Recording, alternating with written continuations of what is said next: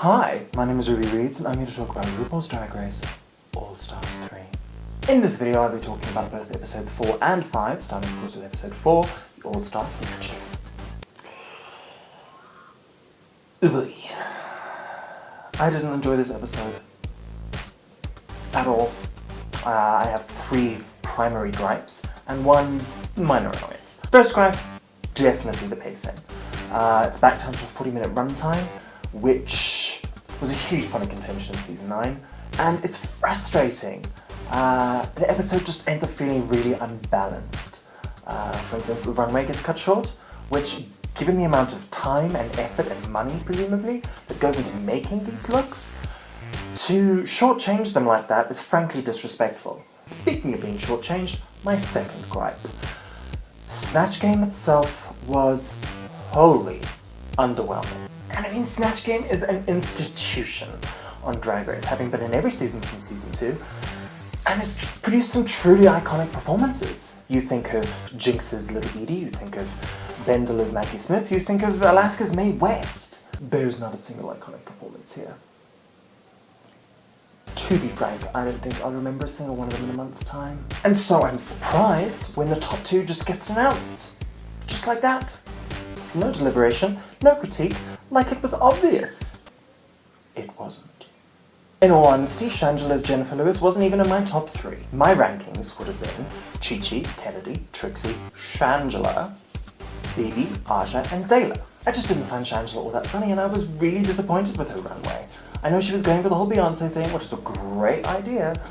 The execution just wasn't there for me. But whatever, Shangela gets to lip sync, and you know what she did? That.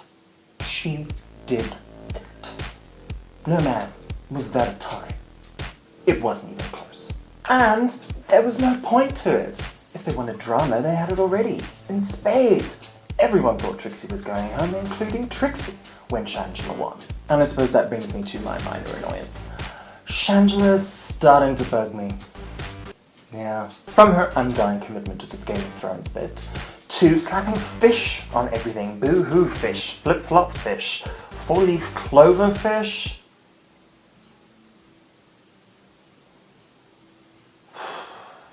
And then there's the way that she's approaching the whole thing with, like, Survivor, which, I don't know, a part of me loves. But then she's so obnoxious about it that I just end up getting increasingly annoyed. Anyway, moving on to episode 5, Warhol Ball. Well, it wasn't much of a ball. There were only 2 looks, there were no themed materials to work with, and Warhol really isn't a great theme. But, on the positives, we got a mini challenge! Honestly, one of the bigger missteps of the later seasons of Drag Race is the fact that mini challenges have just disappeared, man. Which is such a shame, because quick drag is always so frighteningly fantastic. Just like in this episode. Yeah. They're a gift. They're a treasure, really. Another positive, Trixie. Hey girl, you finally got your shit together. Good for you. I mean, she doesn't win, but you know, baby steps. And unfortunately, that is where the positives end for me. First of all, for the judges to say that Dayla seemed to be phoning it in this week is complete bullshit. Okay? She was just as slick, she was just as on point, she was just as deserving of that place in the top 2.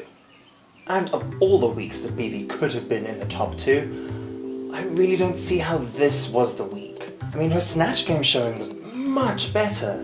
Definitely better than Shangela's. Her can was an interesting concept, but just like Shangela's Beyonce, I don't know if the execution was there. Yeah, and I kind of actively disliked her disco look.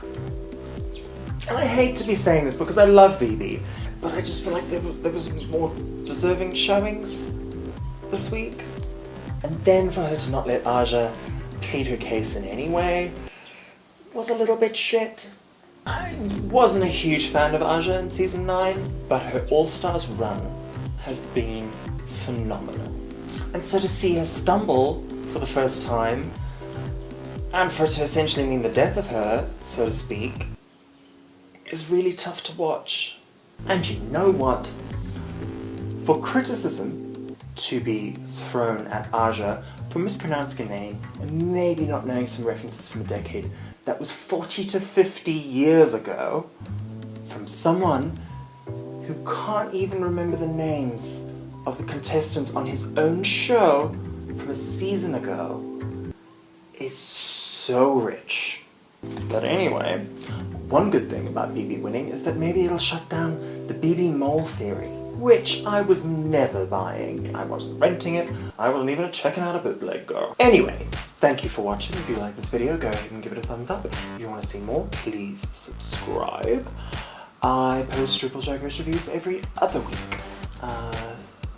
Yeah. Until then.